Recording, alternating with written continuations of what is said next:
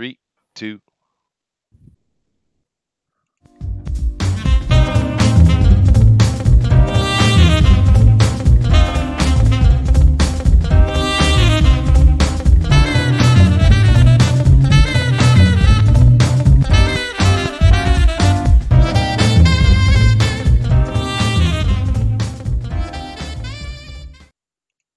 Well, hello everybody, and welcome to Bugbear's Basement. I am Chester C. Busby III, and I'm very happy to have you all here today. And we are going to be covering Daredevil, number 181, The Death of Elektra. And this should be a very interesting talk and conversation, and we should have some interesting voices. I know Booster's practiced and ready, aren't you? Aren't you? You spoiled it. How did It's I Bullseye spoil it? versus Electra, not Death of Electra. Oh, Now, sorry. great. Now, we haven't even started the damn thing. You've already spoiled it. I'm sorry. Right, I do restart it. apologize. End the stream. Okay, start again. Ruined. Start over. So, Booster, are you ready? Who are you going to be playing in the voice today? Who are you going to be? I have no idea. You have Wait, no idea. I just run with it, Chester. I just come in. I just off the bat. I just do whatever voice I'm assigned. Chester, I'm professional. Okay, all right, just off the cuff. I get it. All right, guys. But it's going to be a lot of fun with that. Of course, we're going to do the news first, and we'll get into that a little bit later, as we always do. But just keep in mind of all our links down below. Of course, we have our fan speak on Facebook, and we'd love for you to go over there and join us and be part of that. And we're seeing more and more people put their ideas, their comics they're buying, art or whatever. We're seeing a lot of stuff being put on there, and we're really excited about that because that's what we want. We want a place where everyone can chat, interact, and of course we get a constant stream of all the news from Denali, which he does an amazing job. But unfortunately, he cannot join us today because he is under the weather. We have Manny in here from Good Dog Press. Very nice to see you today. We got John Dillard, Game of the System. He says, "Get back to work, Sierra." Okay, but I like having Sierra whiskey here, and I'm waiting still for a Sierra whiskey to come and join us on the show. And of course, we have Thundero, and we have Doom, and we have Kat, and she's really looking forward to your voices today. We got Jimmy Ortiz in here. He says, "Buenas noches, todas." Sorry. And buenas noches to you as well. I don't think I could say that because it's morning for me. But nevertheless, let me come over here to the panel and let's see who we got here. Of course, we already said hello to Booster, who is my most favorite oiled pie man from New Zealand. But we also have, of course, DeWolf. How you doing today, DeWolf? Hey, I'm doing pretty good. You know, life's just getting busier and busier around the house here. You got family, you got the Christmas time, you got the holidays, and there's work doesn't stop, and then you start throwing in extra things on top of that, and little projects that may be coming, in the future, and so it just keeps getting busier. But I'd rather be busy than not busy, right? It's like I'd rather be here interacting with you guys, having a fun time reading Daredevil instead of, just crashed out and watching some inane thing on the TV. I suppose, dude, but I have I have translations that are due this month. I have syllabus that I have to get posted. I have literally I have 5 gigs over the next couple of weeks. I have to be Santa Claus 3 times, not counting the fact that I have parties going in all my classes this week and most of next week. And I'm running a YouTube channel. Yay. Right. Yep. Let's have fun. Aren't all the kids going to catch on when you're the one white dude in town? Yeah, well, maybe. Kids aren't stupid. That's true. But I actually, because my gut is not, I'm not quite chubby enough to be a really good Santa. So I do have a little padding I put on. Yeah, no, the kids love it. I do it every year. I go to 3 separate kind of area run Christmas parties, and the kids love it. And I show up, and usually I give away mochi, which is very, very uncomfortable, to be honest with you. But yes, I am very busy, Kat, and that's not even covering all the details of stuff. What's mochi? Mochi is pounded rice that's been turned into this chewy, stretchy yuck. I can't stand it. But it's like the Japanese favorite thing. Sounds like Booster would love it. Better than that. Why can't you? I don't know. You got some Pokeballs you can pick up around the yard, or Because they say Cheto-san, can you come over and be Santa for us? And I say sure. And then I have a suit, and then I come over and they give me a bag, and then they say Cheto-san, please give out all this stuff to the kids. I'm like, oh sure, fine. And it's full of damn mochi, so I don't really have much choice in the matter. Are you sure this isn't some really cruel prank they're playing on you? right? It could be. Yeah. It could be. It sounds like a cruel Japanese prank on the white man. Well, anyway, let's move it along. But busy. I guess busy is good. But moving on here, of course, we have the creator of Ignition himself, and also an artist on Tales from Beyond the Gate. We have Todd. How you doing, Todd? Oh, I'm doing really great. Every so often we get somebody kind of new in here who thinks, they come in here and they think they're wearing a badass shirt, Uh-oh. but they're not. They don't know the rules, and they're not yet privy to them. But on this website here called sellmytees.com, you'll find the appropriate shirt that you're supposed to wear when on this show. That's great, Todd. But what is so Pizza Hashi? What is this? Would you like me to take it off? No. Oh, No. Well, Booster probably would, and he'd enjoy it if you Just pour shout and oil advise on me. your naked chest, but that's Booster. But see, hey guys, we got diversity. Good job, Paul. Good job. All right, Todd, thanks, man. But of course, as you see, we are looking at the magnificent Lone Star shirt from Mike S. Miller's comic book that he's been selling, and it's very, very cool. And we have Paul here. Now, Paul, I believe this is the first time we've ever had you on the channel, or am I wrong? Well, once before on Fanspeak with my buddy Jake Bell, that's doing right. his doing Beatdown Girl. This is the second time. Okay, me, and so. therefore, last time did I ask you the question I ask all new guests? What brought you to this community?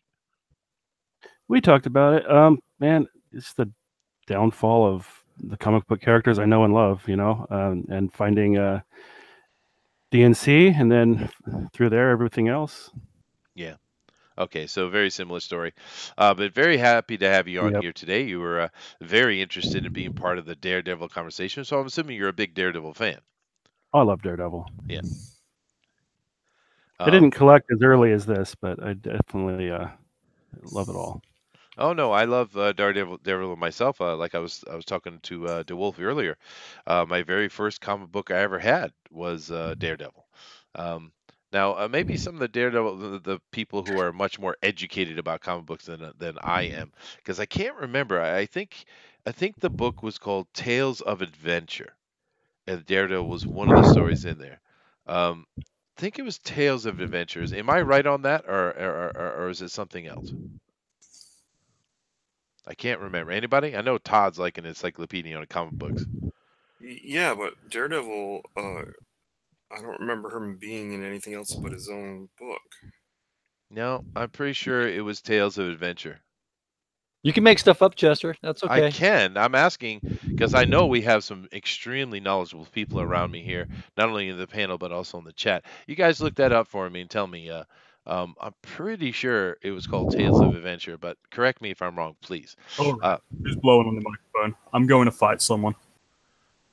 That was His probably microphone Todd. might That's be always Todd. That's No, it's not me. I think it's his microphone's real close. Oh, it's You Paul. had him move it close. Yeah. Yeah, just be careful. Maybe move the mic down a little bit, Paul. Tales to Astonish. Is that what it is, Dave? Well, there was an A, so I guess that was close. But anyway, guys, let's go ahead and jump into our news today so that we can get into our review of Daredevil 181, in which Elektra may or may not die. Is that better, Booster? Okay. Yeah, it'll do. Yes.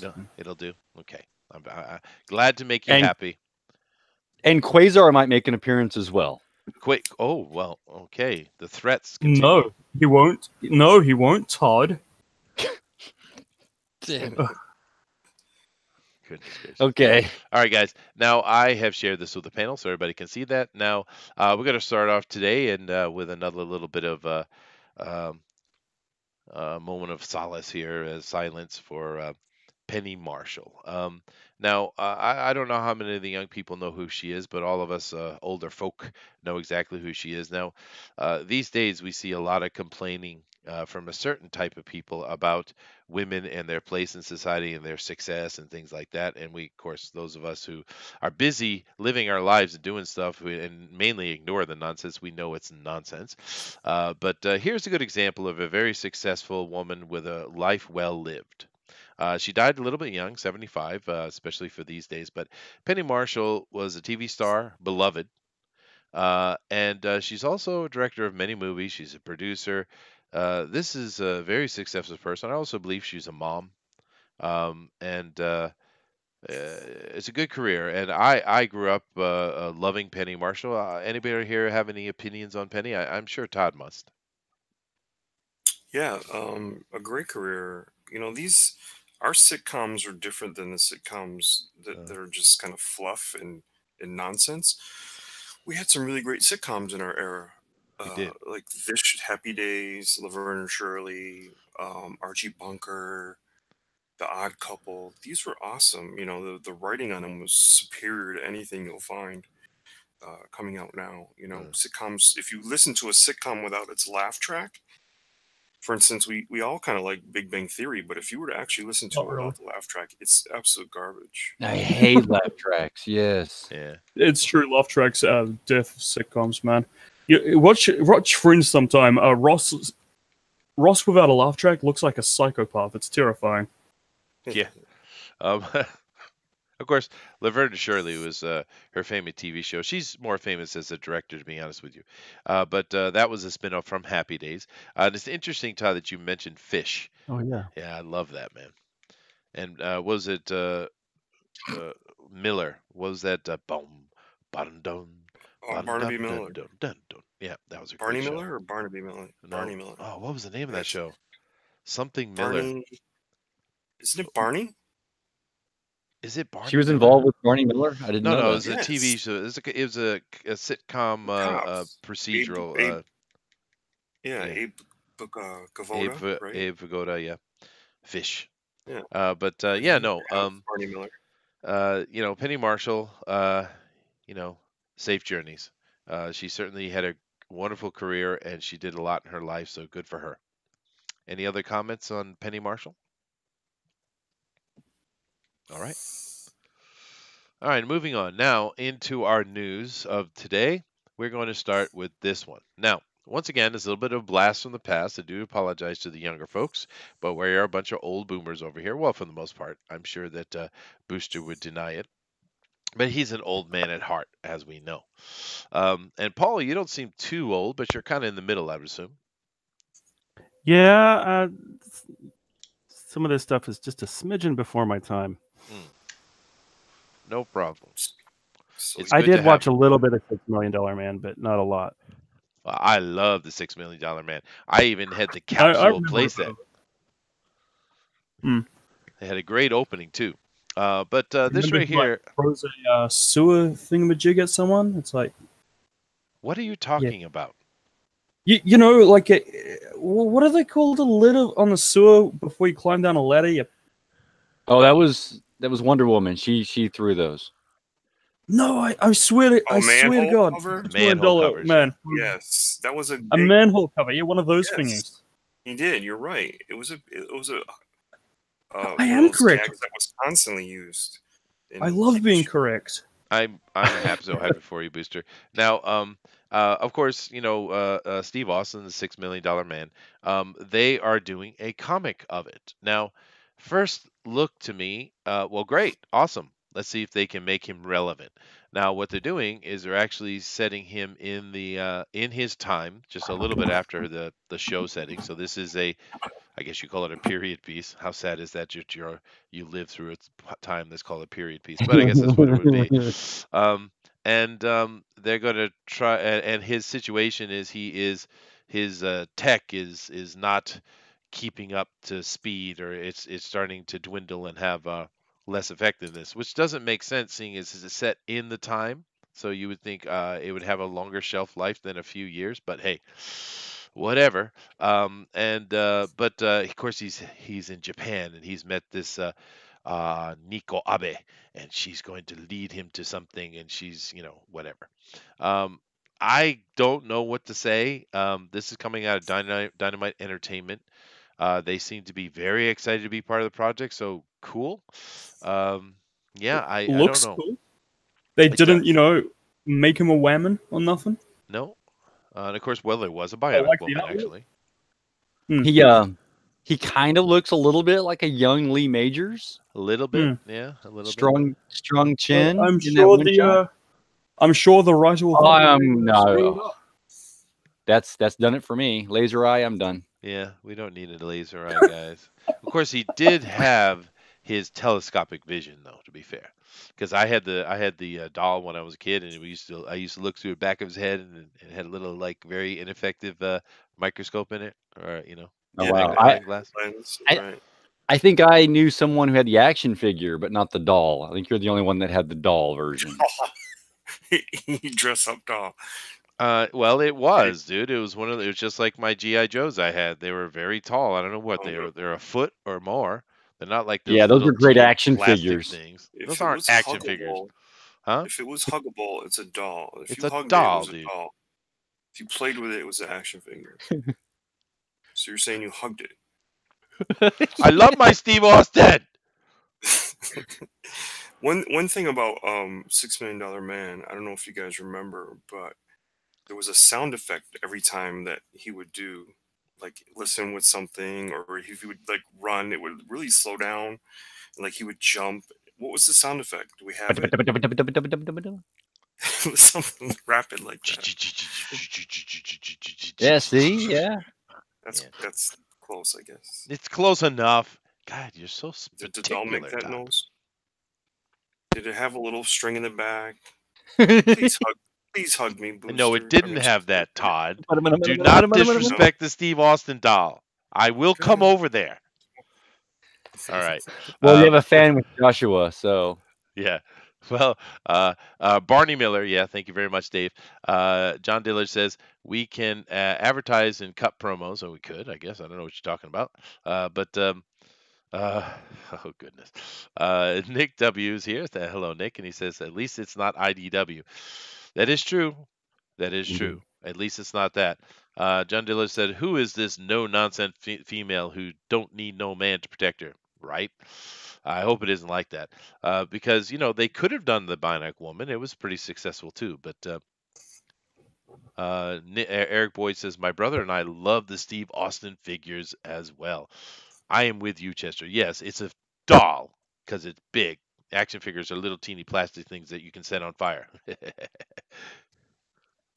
Anyway. And Cat says that by Todd's logic, my old Barbies were action figures, and I got to go along with that, Cat. Yes, Yeah. I think Barbies are possibly also action figures.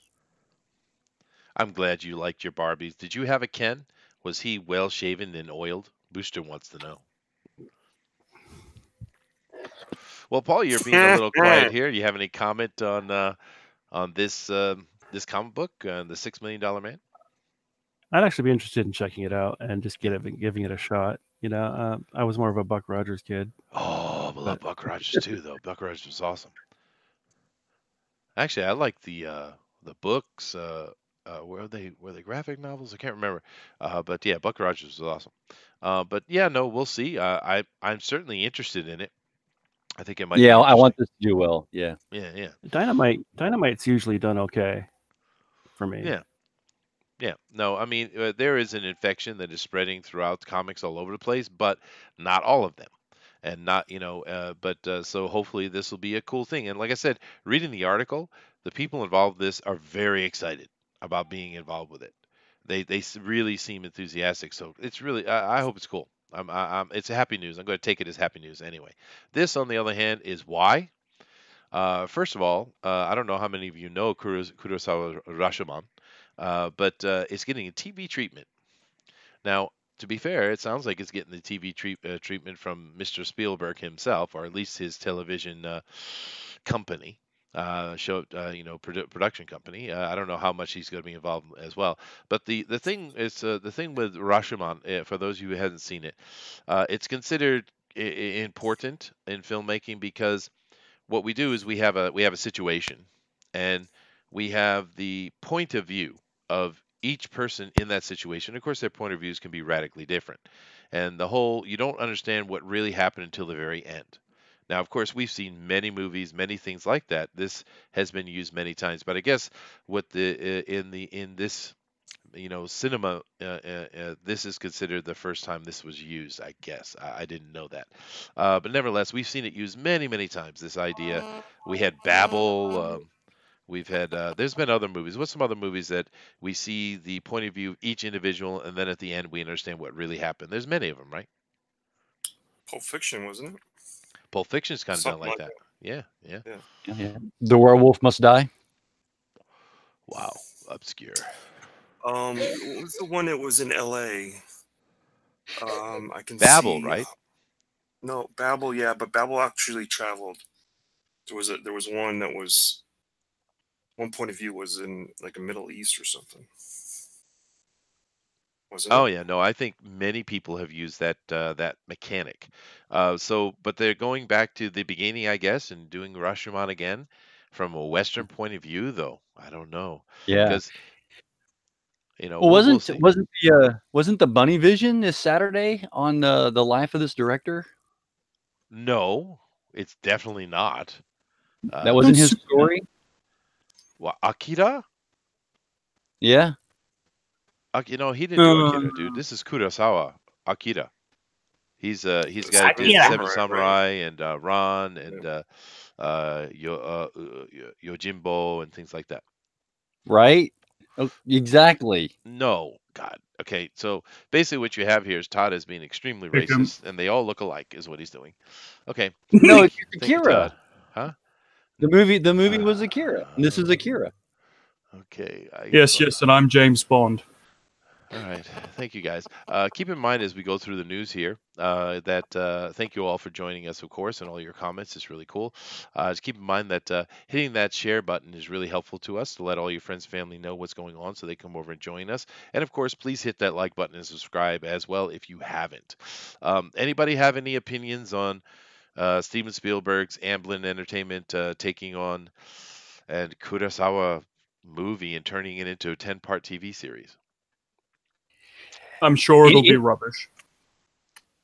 Any chance to honor Akira Kurosawa is got to be good. So, I mean, the guy he just was amazing. So He was. hopefully they can do it justice. Actually, the thing about Akira or Kurosawa is a lot of people don't know. Many of the techniques that we see here used in Hollywood day to day, he invented. Kurosawa is very important to filmmaking in general, actually. Yeah, he made Uh, Star Wars. Oh, goodness. Well, he What? did. He made In a way, he did, yeah. Yeah, the Hidden Fortress. That's Yeah. Star Wars. Yeah. It is. And of course, he took a lot from Celtic mythology as well. The Star Wars is not an original story, it's true. But it was put together in a fun way, though. And of course, that movie was saved by the editors and the music. But Star Wars is, of course, we love it. And yes, Kurosawa did tell that story first in general. But nevertheless, Paul, you got anything to say about. I think Spielberg might show respect it, though, because I know he respects Kurosawa. Anything, Paul? Yeah. I will give a shot. I give a shot to anything Spielberg does. I know nothing about the who that is. Oh, okay. Oh, cool. I will not be snobbish and say educate yourself, but you might want to educate yourself. Moving on. No, it doesn't matter. I mean, Kurosawa has movies that you like or don't like, or you either like them or don't. I think he's not that amazing across the board as people like to say, but it's kind of like those snobs who go to an art gallery and look at some splatter on a board and say this is the most amazing thing ever, and then you look at him and you just want to kick him in the head, Anyway. Yeah, he did the Seven Samurai, which of course was redone as the Magnificent Seven, so that you may have heard of that. Which is better though? I think they're both equally good for their own medium. See, now, I prefer the Magnificent Seven many times over compared to the original. Now you have to keep in mind though, now this is something interesting for me. I watched the Seven Samurai when I was a kid. I went to college, and of course you have to go do all that kind of stuff. And I saw it, and I was like, oh, okay, that's cool. But I then later, after I learned Japanese, I've watched it many of his films again. But now I'm watching it in Japanese and understanding it, and it's actually not the film I thought it was. But that would require doing a show about dissecting Kurosawa films, and maybe we should do that. I don't know. But Mm. let's not stick on that. John Dillard says the Celtic people are overrated. John, you can go straight to hell. Straight to hell Ouch. with you, sir. All right. Anyway, the Fantastic Four is getting political in March's Fantastic Four #8. Of course it is. Booster, help me. Yay! Yeah, it's getting Yay. political. We love politics in our comics. This That's is what we've been asking for all we've years been asking now. for. More politics, please. Thank you, Jude Tira, for reporting on this. The Fantastic Four is about to get political in March, according to recently released Marvel solicitations. Fantastic Four #8 features the Fantastic Four invading the sovereign nation of Latveria. Latveria. How do you say that? Latveria. That sounds like a venereal disease. Yes, it does. Okay, moving on. Disrupting the country's rightful ruler, Victor Von Doom, in his quest to bring peace and prosperity to the country. Didn't the Fantastic Four learn from the actions of Avengers in Avengers versus X-Men? Isn't that essentially retconned because it's a new continuity? Yeah, well, and of course Unilateral actions by imperialist American superheroes continue to threaten the world order in March. Check out the solicit below. Such a wonderfully written little article here. But yeah, and of course, they mentioned the Avengers versus X-Men. Why don't you mention something more recent, like Riri Williams, right? And what she did. But yeah, no, this is nonsense. And of course, Latveria, Doctor Doom represents the evil white man. We know this. We get it. They keep doing it over and over. Yeah, we get it. Evil white man. Hey, hands up, Trump. It's an analog for Trump. Okay. It's a very Weasley titled article, though, don't you think? Like, it was just to upset, certain people in the comics community, just for them clicks. And we know Jude Tira's doing it. And to be honest, Fantastic Four going in to take out Doctor Doom on his country doesn't seem political to me. You right? No, it seems like a normal fare for the Fantastic Four. But that's what they do.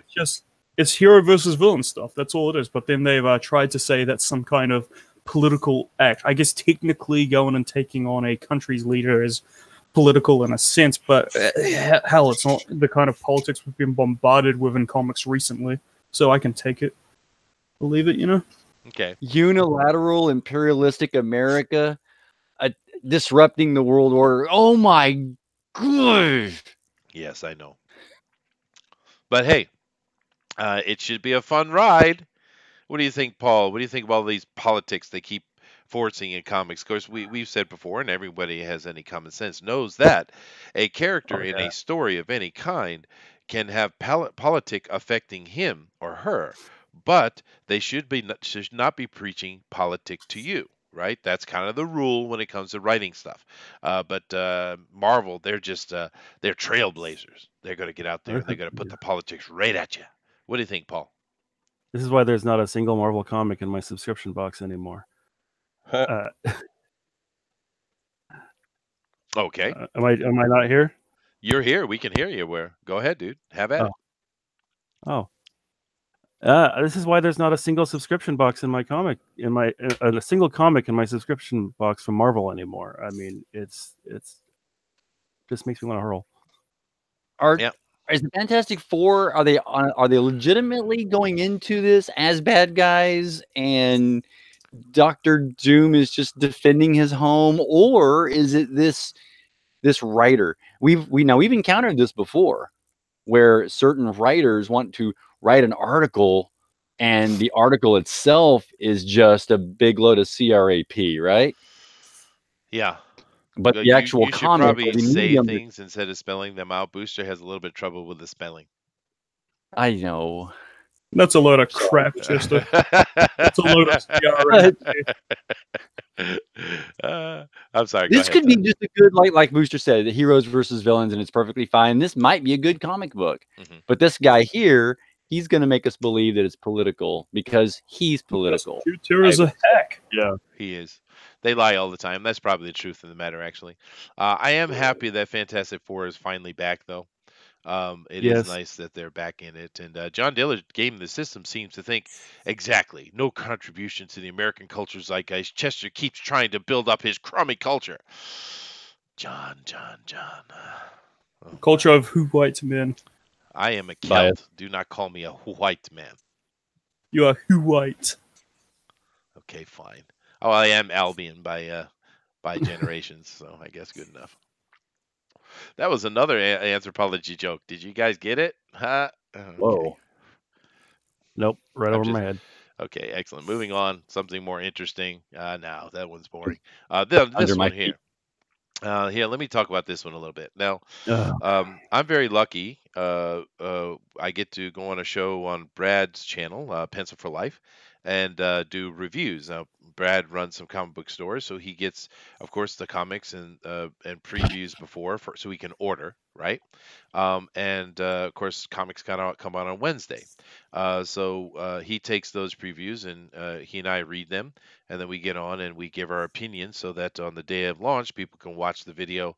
They go to his store and then they can get the idea of the new comics coming out and what we think about them. So I actually got to read this thing, and boy, I'm not going to give my review because I have to do that tomorrow. But I will say this: the art is really good.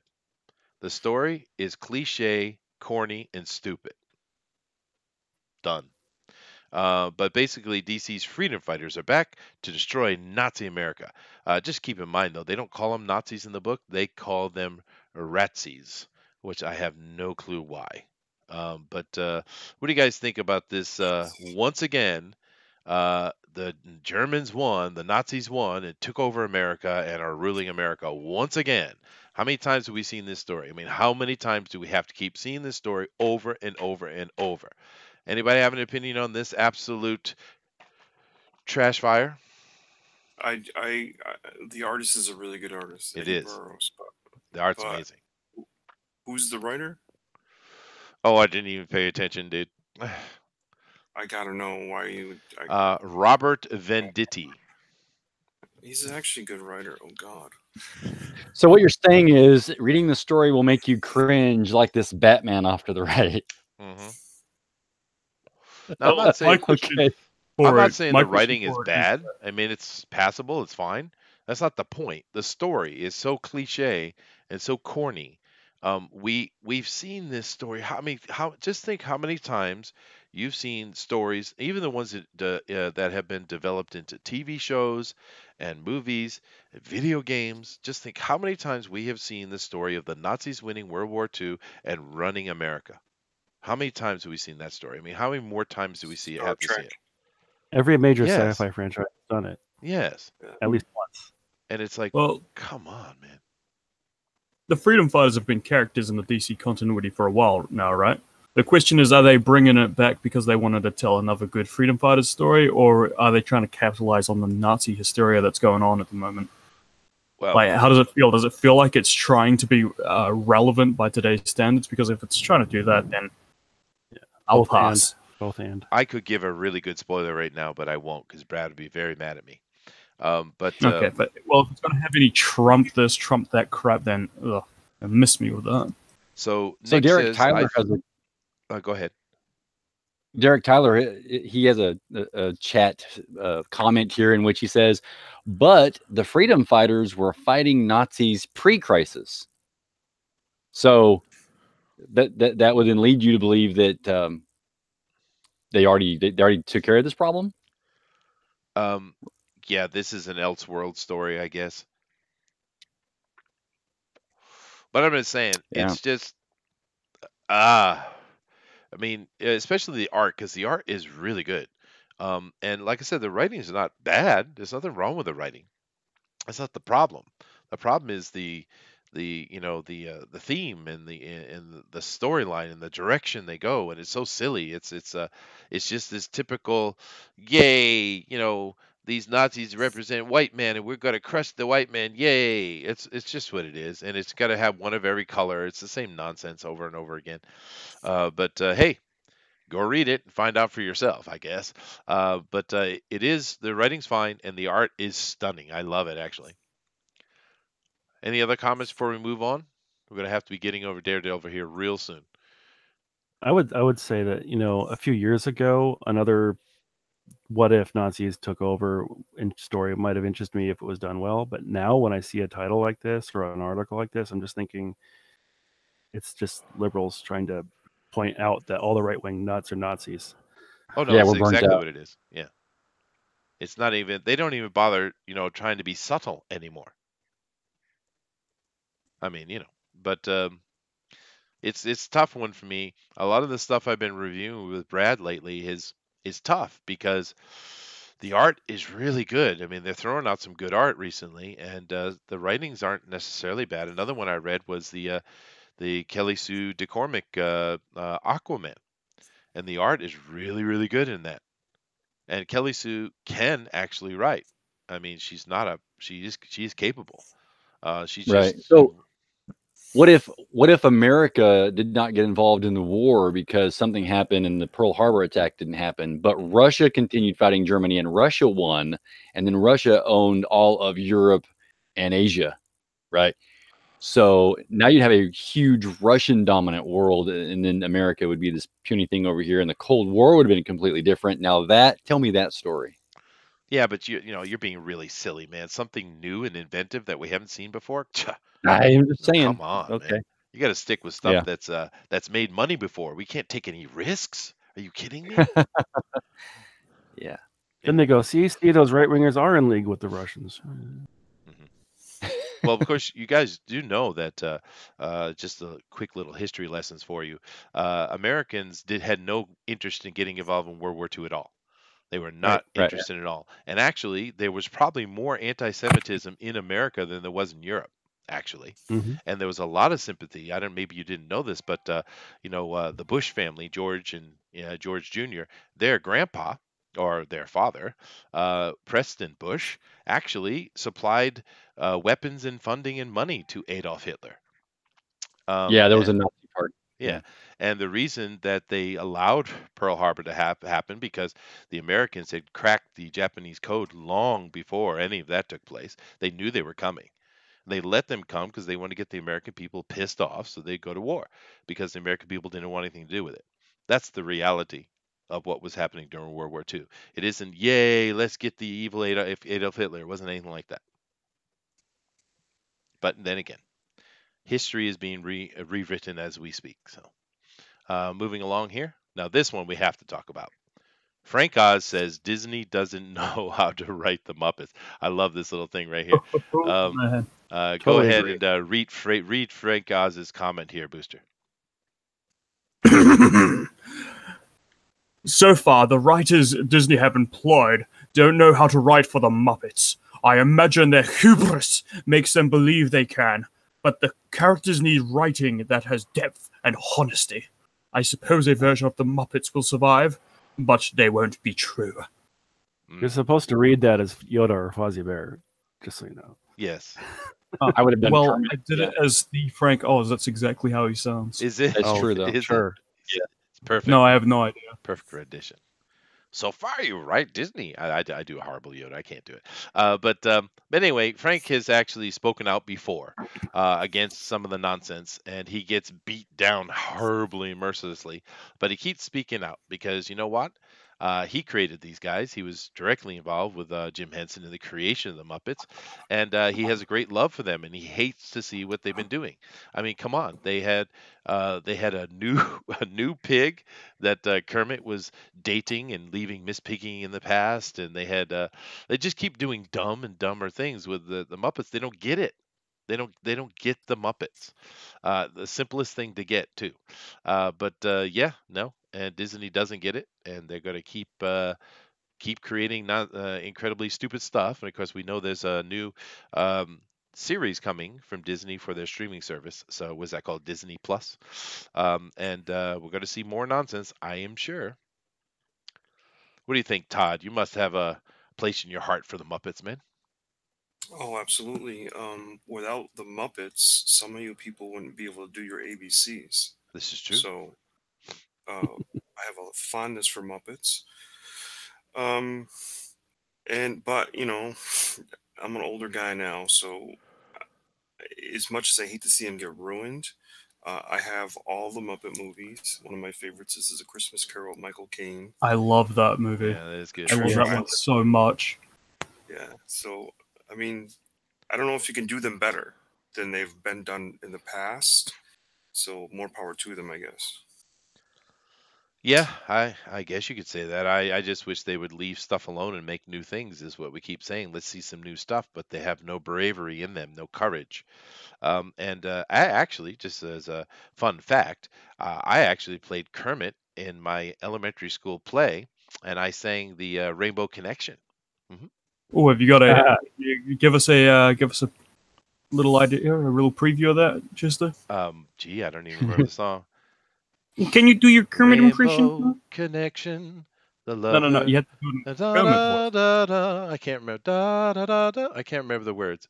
Yeah, but That's not yeah. a Kermit impression. What'd you say? So that wasn't a Kermit impression.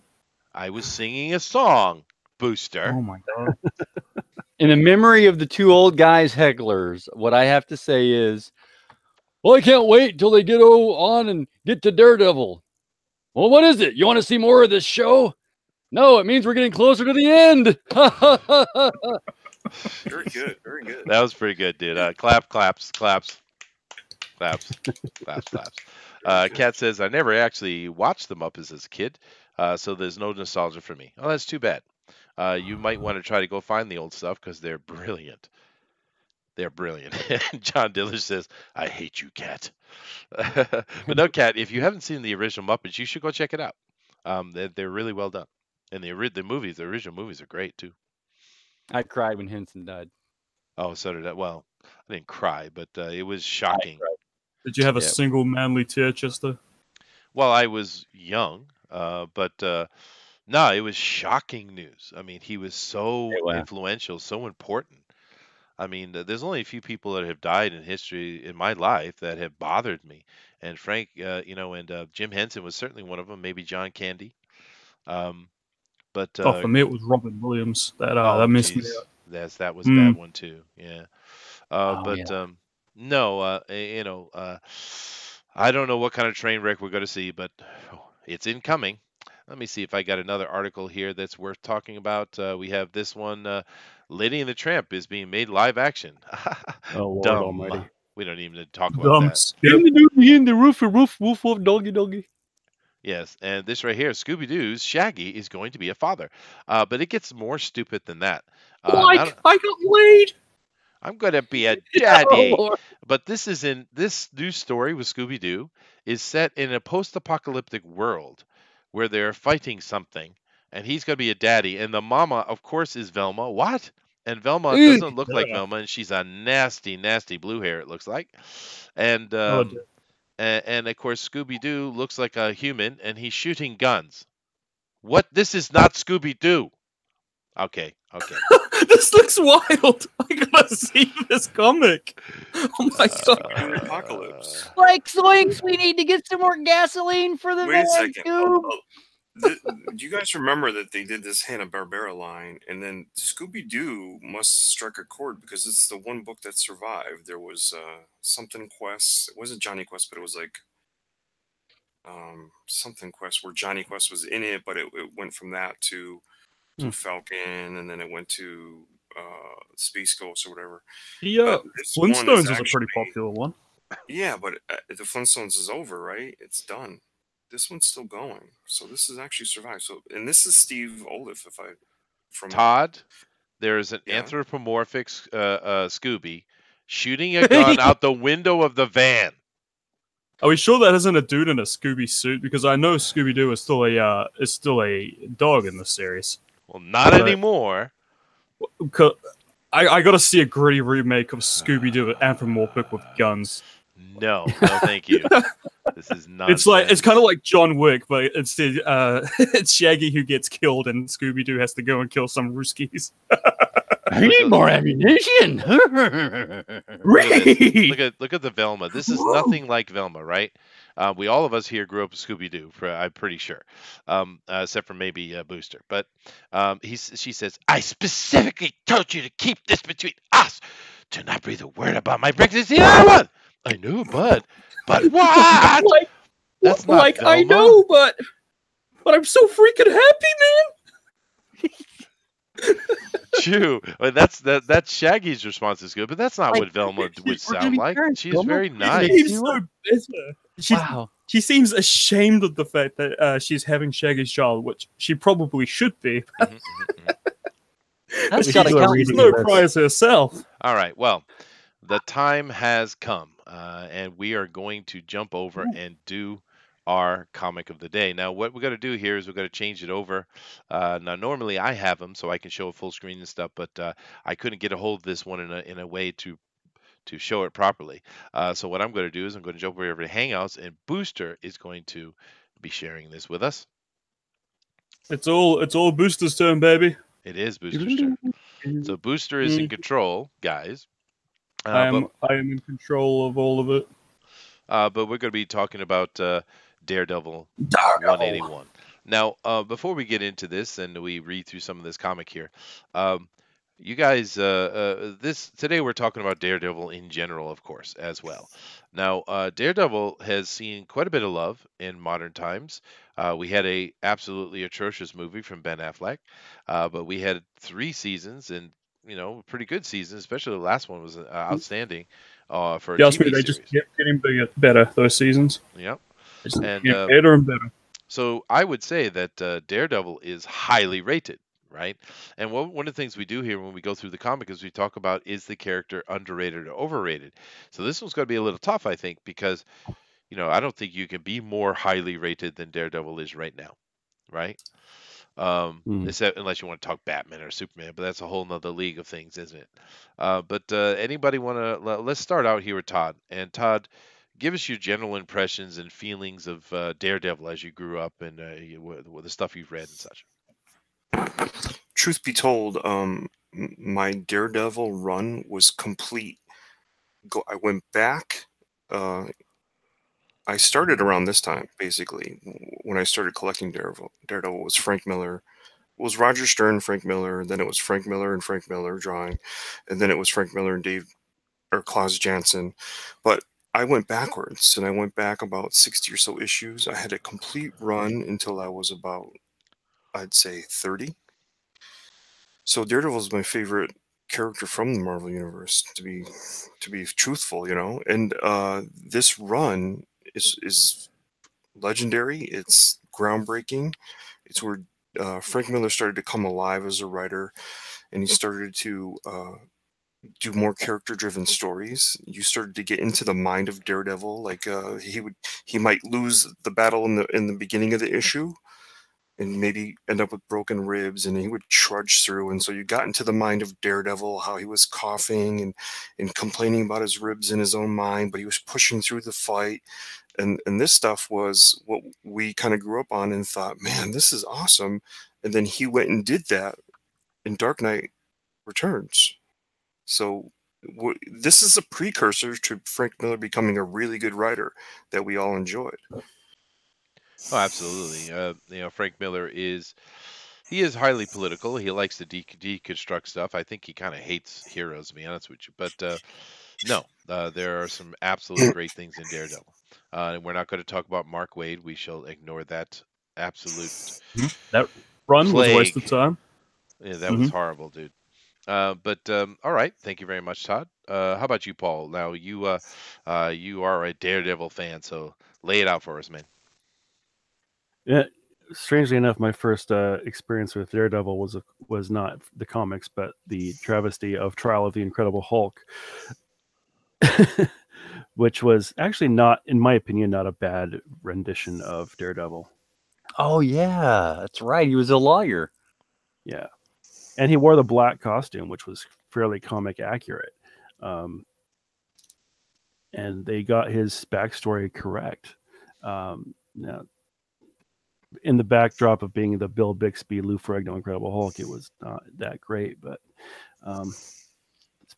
I basically got into reading his comics later after I started getting into comics, and I jumped into like the late 90s, early 2000s Daredevils, and I collected it. I've been collecting it pretty religiously until recently. So Yes, and we know what happened recently, but yes. Oh my goodness gracious, that's one of the things that ticked me off more than anything else was that Mark Waid run. That really made me mad.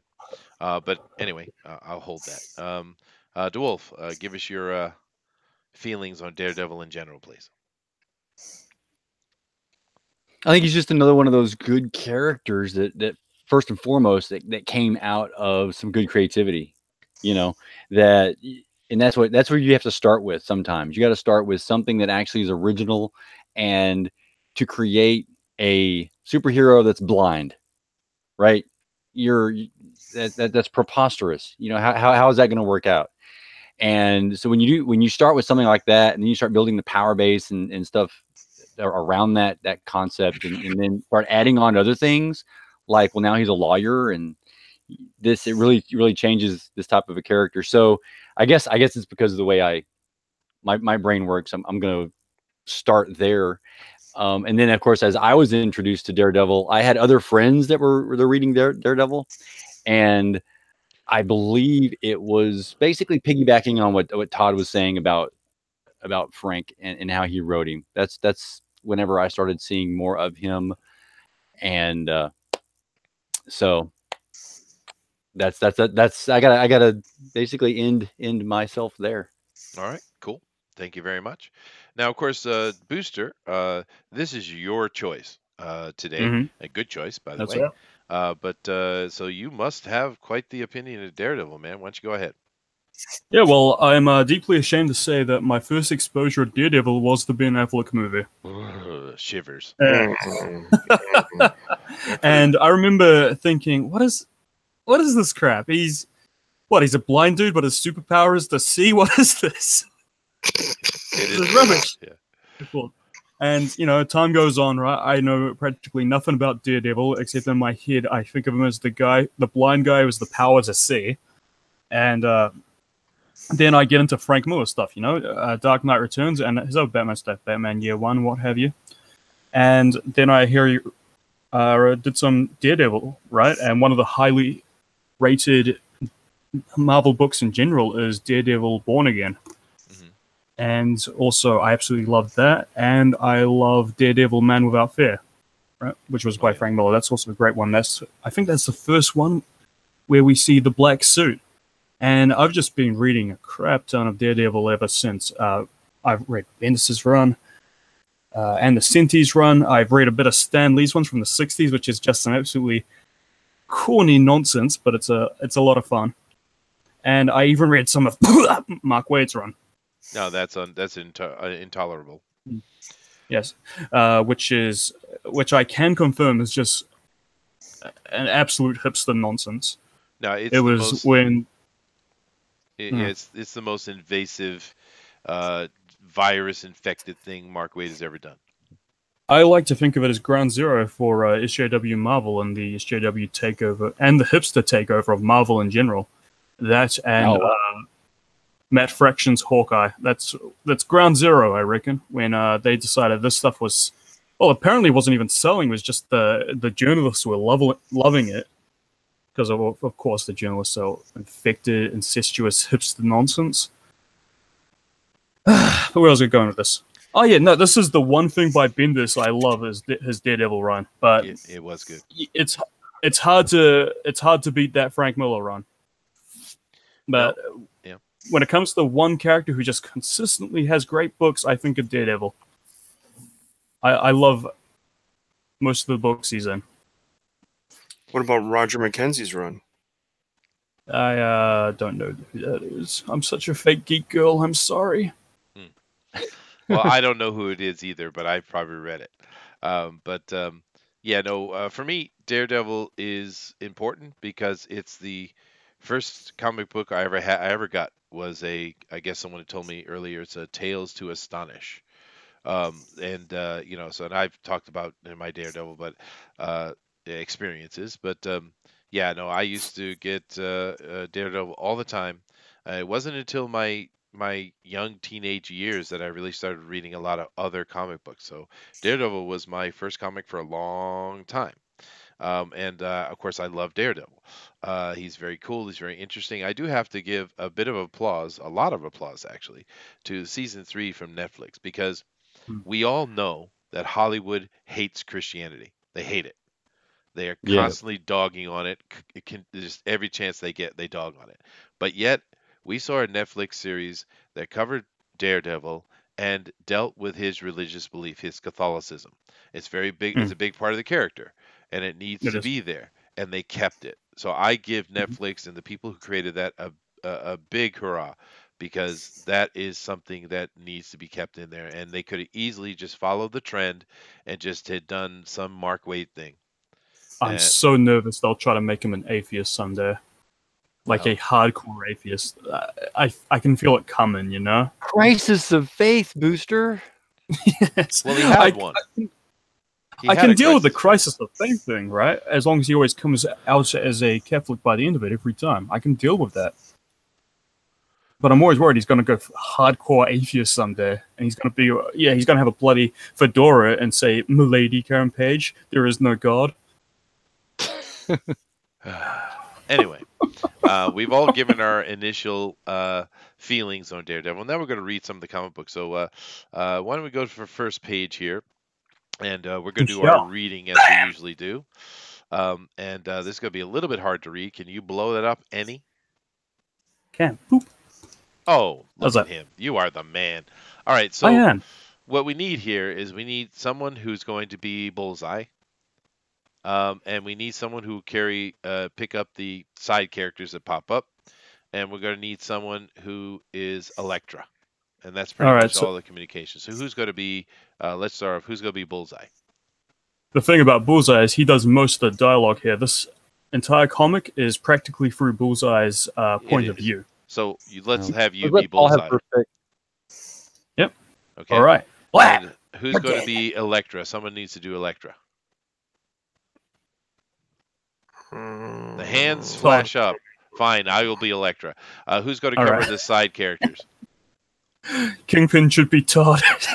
Okay, Kingpin's going to be Todd. That's fine. Yeah, Um, ignition Todd. That's fine. He doesn't have much dialogue. Foggy has a few lines. Oh, well, that'll be a Foggy side has a few character. lines. I Who's can going to take cover the Foggy. side character? You want to do that, Paul? You want to cover all the side characters? Sure. Okay. Anything you want to pull out, DeWolf? I mean, I know you like doing the voices. I don't know who's left then. Oh, you can. You could be the reporter. You could be Foggy if you'd like. Oh. No. I thought Paul had Foggy. Oh, Paul has Foggy. Okay, Paul, you do Foggy. DeWolf, you do all the little side characters, and I'll be Elektra, and I shall be the most nachoous as I can be. Okay, All right, we're ready? we are ready, dude, and you control the stream. Go ahead. So, Blam! You're dead. Maybe that's how I'll do it. Just get you in my sights and blow your brains out. Nah, that'd be too quick. And Lee presents Last Stand. You've got to suffer first. Oh yeah, I'll break every bone in your body. Grind your spine into powder. Make every nerve you've got scream in agony. Make you pay. How many times has it been now? How many times have I scrambled to the top of the heap just to have you bring me down and send me back to the stinking cell? I hate you. You've hurt me. You've ruined my reputation. But that's not the worst of it. Not nearly. While I sit and stew and wait to get sprung, one thought sits in my gut and burns. You saved my life. It wasn't enough to beat me down and let me die down there in the subway. You had to pull me off the tracks so I could hear every snicker, every jibe. They think I'm a has-been. They're wrong. Soon I'm gonna pay you back and be on top again. The world's deadliest assassin, Bullseye, the man who killed Daredevil. Just wait. And I'm not going to be soft when we meet. I've been working out. You see, the warden's been real accommodating. You like that? I've been working out. I've been cooking too. I'm going to be an excellent cook someday. You see, the warden's been real accommodating. Went and built a special little gym just for me.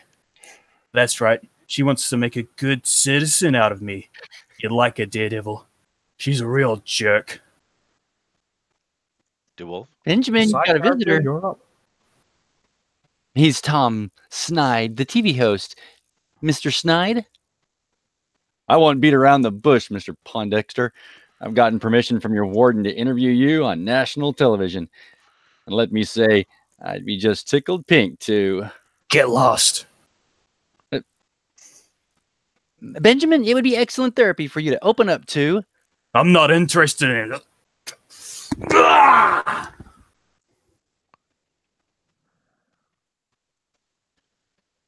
Guards! Guards! He's having one of his headaches! Yeah, put the cuffs on, Bulls. They're on. Just hurry, it hurts. Yeah, sort of funny, isn't it, Mr. High and Mighty Master Assassin crying like a baby? Maybe they fixed that brain tumor of yours, but you still got headaches. Which means you need these pills, and old Harry's that guy what's got them. Let's see, push the cap down, turn counterclockwise. No, clockwise. Yeah. He's taking a red pill. That is, he's giving them the red pill. Brilliant. I just got to say, that's some very lazy exposition from Frankie Boy right here. Yeah. Feel all better now? Peachy. You're a dead man, Harry. Yeah. You did this to me, Daredevil. You should have let me die. I can't even have a workout now without these headaches. But you can. You're probably working out right now. In some private gym somewhere. Where you don't have headaches and you don't have to listen to snotty guards or bleeding heart parole officers. Probably practicing that crazy electric fighting style of yours. Eclectic. Eclectic? What kind of word is that? It's silly. It means That's not odd a word. and full of variety. It's an odd and full of variety word. It's rubbish. Any of you guys have migraines? No. No. Oh my goodness! If you've ever had a migraine will want to make you do this to someone. If I knew someone gave me a migraine, they would be in trouble because I would do nothing but hound them down and want to take them out like he wants to do Daredevil. Honestly, Polishing up every karate blow you've ever used on me. You just keep on practicing, Daredevil. You practice long and hard, and maybe you'll last an extra 10 minutes when I catch up with you. But you'll die just the same. Just wait. Now, hold on a sec, right? No, wait, go back. He's fighting in the dark, right? He's fighting. Basically, that's what they're showing. Well, see, he is fighting in the dark, but why are two panels purple? As if he's fighting in the light. Like, it doesn't need light to fight. But it doesn't, variety? it doesn't, To break it up. To be eclectic. yeah, it doesn't make sense. Theory-wise, it makes terrible sense. that's eclectic. Told you make no sense. Okay, go ahead. I'm sorry. I digress. I get one afternoon a week in the yard for sun and air and social intercourse. The sun and air I get, and there's enough left of my rip to keep the others comes away. And I'm curious when one starts walking towards me. Yeah. Why don't Paul do Punisher here? Oh yeah, that is Frank, isn't it? That's Todd's doing the Black Man. What? Oh, there's a interesting. Whoa, man, you crazy? Ask Bullseye. He'll kill you soon as look at you. He's. Hey, are you? I'm gone. I'm out. I recognize you. You're the Punisher. You're in the joint for killing guys like me. This your first day? Let Paul do that, dude. That's My that's third. Bullseye. Oh, is it Bullseye? He's good. Oh my gosh. Yeah, You've got a lot of enemies here, Punisher. 1 week tops, and you'll be leaving in a bag. Could be, but you're staying. Ooh. You've been on good behavior waiting for your old boss, the Kingpin, to break you out. He's not going to. Word on the yard is that he's found a new assassin. Doesn't need you anymore. That rotten. Why are you telling me this? Chances are you'll do something dumb. Get yourself killed. I'd like that. That's a pretty good Punisher, actually. I kind of like that That voice is, for the yeah. Punisher.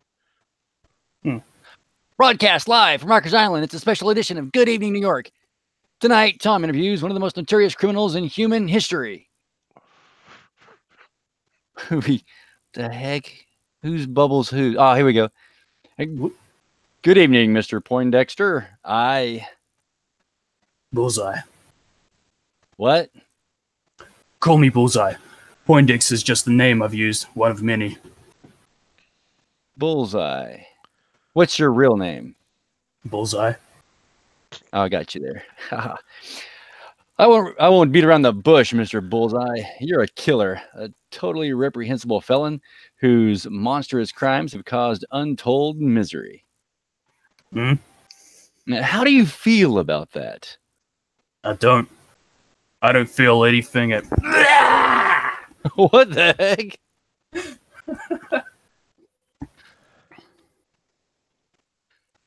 DeWolf? Another headache. Let's see. Push down on the cap. Hurry! Oh, it's worse another this headache. time. Yeah, let's see. Push down on the cap. It's worse this time. Hurry! Yeah. Thanks. He's got the pill in his mouth. Sucker! Achoo! Ow, you lousy. That's it. Shoot for the gut. I'm taking no chances. Hit the chain. Clunk. Oh, he's Chuck. describing the actions. How terrible. Yeah, I always hate that. Yeah, it's a bit on the nose. Chuck! Blam! Whoosh, blam! The other guards react pretty quickly. They're well trained. But to me, they're in slow motion. And Snide, he might as well be a mannequin. I use the mic. Whoosh. Blam! Drop your guns. Open the doors and get inside or Snide's a corpse. Do as he says. Ching. That's racist. You boys just stay locked in the cell and I'll... Gee, I almost forgot, Harry. I made you a promise, Harry, remember? Bullseye, please, don't. Blam! Yeah. That was dumb. Fun, but dumb. Only 2 bullets left in the gun now, and...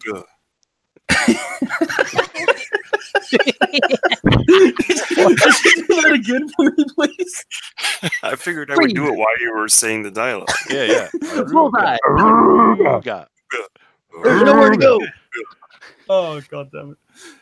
Only 2 bullets left in the gun now, and no time to grab another one.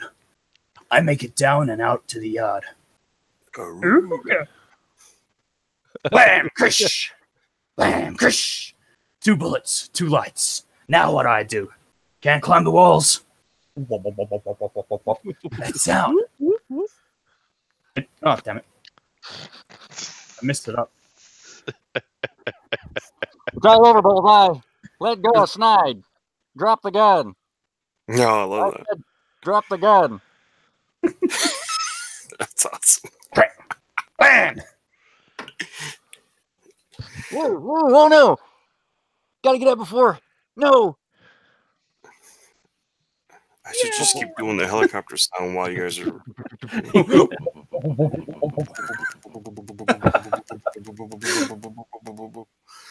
I'll take the copter across the river to Manhattan, then I'll be free. Free to hunt. And what about you, Daredevil?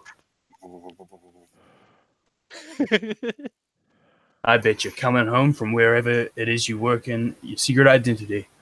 And you're tired too, and you want to relax. Have a beer, listen to the radio. Maybe you're hearing about my escape right now. Maybe it doesn't scare you. Maybe nothing scares you. But worried, you gotta be worried. So you come looking for me, Daredevil. Check every nook and cranny. and watch the shadows. 'Cause me, I'll be in one of them. Only you won't know until I've got you. Just wait. Should we pause there? Yeah, I was gonna say, when's a good time to pause? That's fine. We can pause here. Well, what do we think so far, Todd? You seem to enjoy the noises. And artwork. I'm trying to remember when Frank Miller became a good writer now. I don't remember this stuff being so like corny, but I was younger. We were a lot younger. Maybe his contemporaries were even worse. I'm not sure.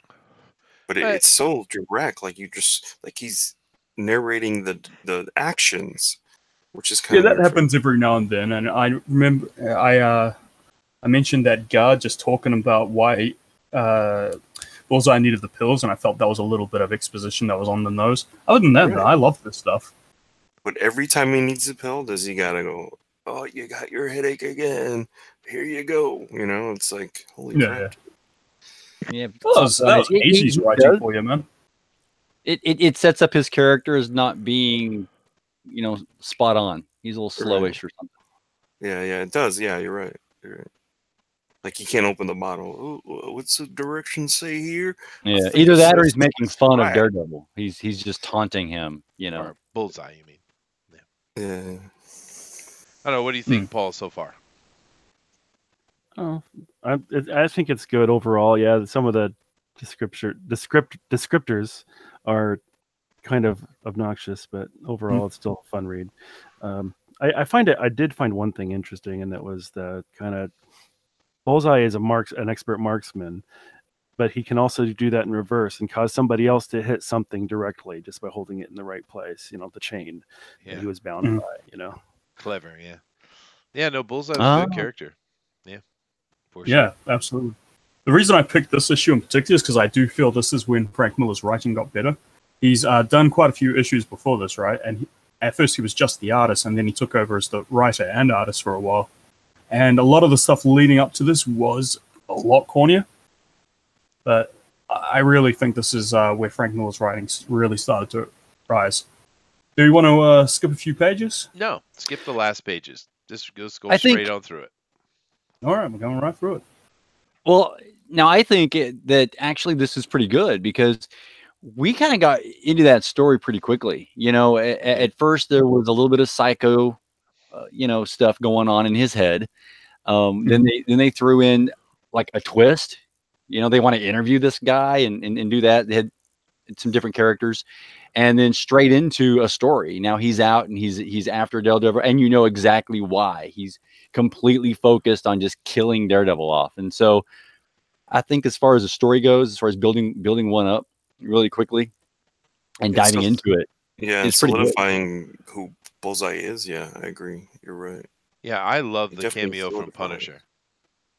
What do you guys think of the artwork? I think it's okay. It's clean. Yeah. Yep. No, it's nice. Yeah. He was sort of ahead of his time as far Todd's as right. breaking. Todd's right. There is the occasional odd panel. The panel flow seems good, but there does seem to be some odd things that occasionally make you say, "Why would he put that there like that?" I think it's fine. I like it. What we're looking at is very. I mean, obviously, this is the 4-color system, and its limited ability to be expressive. But whenever somebody uses this system in a comic book today, it's usually the comic that gets like the Eisner, when they have these limited palettes and stuff like that. If you look, it's never cut and grad system or anything like that wins Eisners. It's always this simple stuff. Eisners have no value anymore, dude. Yeah. No, I know, but I'm just saying there's something to it that people must like. It's like for instance, you look at say a Superman comic where it's all cut and grad and it's like almost has this sort of polish and shine to it. Maybe it sort of hurts people's eyes in the sense of color, not in the sense of technique, but maybe it's a bit too much, and it needs to be dumbed down. You're seeing it actually dumbed down, basically across the board. You're seeing that style dumbed down a little bit. with softer lines and less hardness to the cuts. I Just so like you the guys art, know. and I don't mind the dialogue at all. I think it's fine. It's a smooth read. This book is very smooth. There's Yeah. no jumps or jumbles. It's very smooth. All right, go ahead, Booster. Let's move to the next page and Let us continue. Yes. Alrighty. But first, I gotta take care of business. That assassin who had the nerve to take my place. So here I am, 4 hours later, hanging outside Slaughter's hideout, hoping for a lead, smelling sweaty ticks, a cigarette, thinking about how long it's been since I had a smoke. I love this part. Is that text? Yeah, that's Dex. Yeah. Oh, okay. Oh, goodness.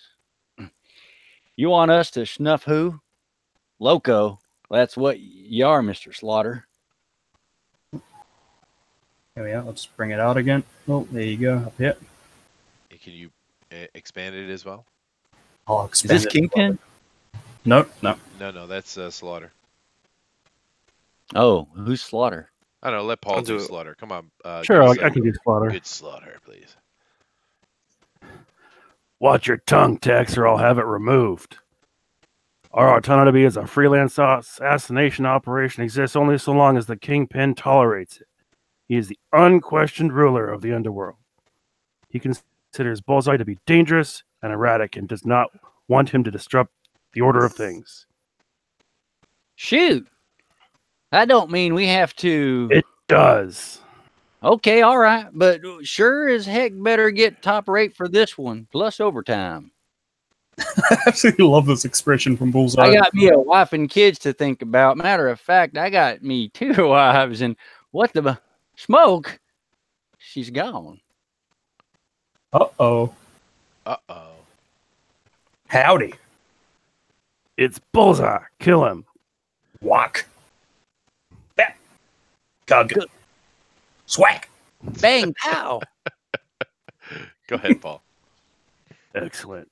I see you've kept in shape. The one you doubtless seek is a former ninja, a woman named Electra. The only lead I can give you is that she has been instructed to eliminate an attorney named Franklin Nelson. Cigar? I love Frank Miller seems to have a little thing for spiked handles, doesn't he? Yes, he does. Oh. I just got the crazy idea. The craziest idea, you see. I ought to start at the beginning. Old man Slaughter lends me a couple of his boys. Guess he's more scared of me than the Kingpin. For now, anyway. Anyway, the boys put together files on that Nelson shyster. Shyster. That's something you don't hear yet. Nice. And his partner, Matt Murdock. And I squirrel myself away in this Fleabag hotel to do some homework. Maybe it's just the booze, or maybe I'm just tired. But I'm looking real hard at this photo of Murdock. See, and I start thinking about how much he looks like you, Daredevil. And I read about that, how tight you are with Murdock, and I wonder if you're both the same guy. And then I read and get this, that Matt Murdock is blind. Wouldn't that be a kick? Daredevil, the blind superhero. Like I said, crazy idea. How crazy I realized when I catch Murdoch's act the next day in court. I mean, you aren't what I'd call a chatterbox, you know, but him? We decided it was Matt Murdock. I don't know. I guess I'll do it. My client is the victim of one of the cruelest lies ever to become a common belief in our society, that a human being is somehow less than human if he is handicapped. Handy-capable Handicapped. Matt Murdock. Yes. Bring it down. Is there more to the bottom of that page? Nope. Nope. Okay. There she is. She was. Can you bring it up a little bit, please? Yep, up a little bit more. I can't see it. Nope. There you go. She was a good wife, a loving mother, who suffered a severe stroke, which paralyzed her legs. Her husband left her and took with him the 2 children who gave her life meaning. He's like you in one way, Daredevil. He's a sap. My client has demonstrated to this court that there is no matter no matter at all duty that she cannot perform. She can drive her children to school, she can cook their food, she can wash their clothes, and she can love them. And that's all she wants. Like a good woman. I mean, Murdoch's speech wins the case. While the crowd thick around him, I angle up to Nelson. Slap! Nice work, counselor. Thanks. I love he just kind of like slaps him on the back. Murdoch takes off in a hurry, like he's moonlighting or something. But it's his pudgy partner I'm interested in. He's my bait for Elektra. Wise Slobotkin, who did a nice job with the bug I slapped on Nelson. I can hear every word he says. Zippity doo dah, zippity yay, my oh my. Yo, taxi! Nuts. I was hoping he'd walk. I need wheels. Follow that cab. Get lost. I'm off duty. You hear me, Jack? That's OFF. Shit. I don't care how many cops shows you've seen it on. You can't tell if somebody is following you up 6th Avenue. Everybody goes north on 6th Avenue. So I mosey up right behind Nelson's cab and I listen.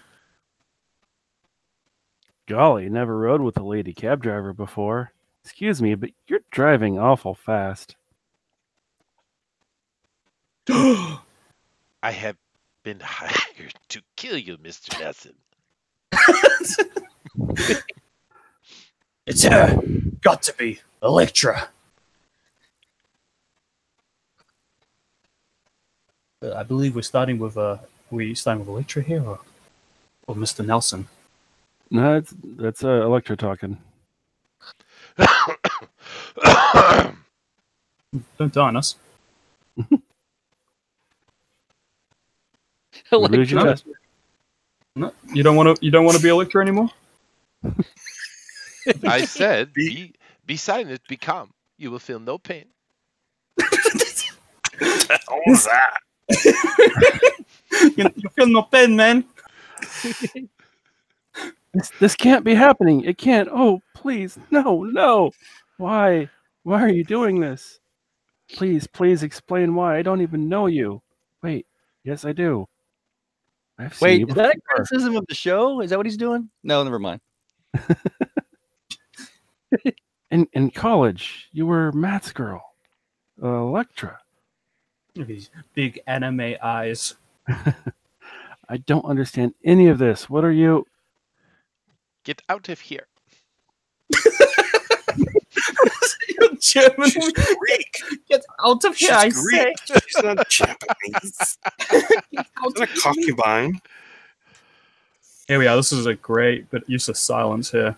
What is this? Oh. Yeah. Like Frank Miller here would probably put some of his silly captions here, but this is great. This bullseye creeping in from the shadows and fuck. I said fuck, by the way. I said fuck.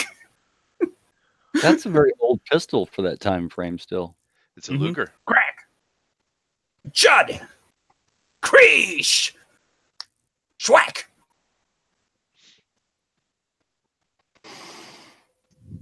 Criminy. The lady is good. Criminy. He's a Kiwi all of a sudden. All of a sudden, you're right. All of a sudden, he's like Ebenezer Scrooge. It's Look, like Criminy. Criminy. I think that was dated even when this was written. Slaughter said she criminy, trained as a but whatever. ninja. What? I thought it was criminy. It's criminy. Ah, whatever.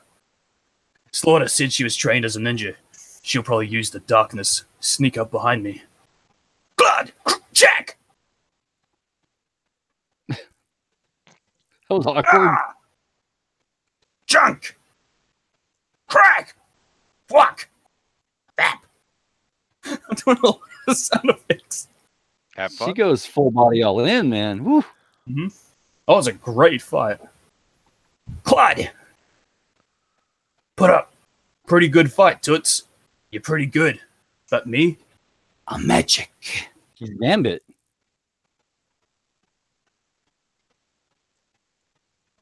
And for my next trick, and ka-chow. Very little iconic Yes. Frank Miller sword through the shirt thing. Yes. I was told that this was a form of censorship back in the day. They couldn't have it pierce right through his stomach and have blood pouring out the other side. And that's why you see that the blood is black. Yeah, this was kind of Frank Miller's little workaround for the time. Yeah. Oh, it's genius. Yeah. It is. Mhm. It works really well. And And it's interesting how unceremoniously Elektra was taken out. Mm-hmm. And how, a woman can go across bleeding in New York and everyone ignores her. Sounds like New York. Well, in the 70s, yeah.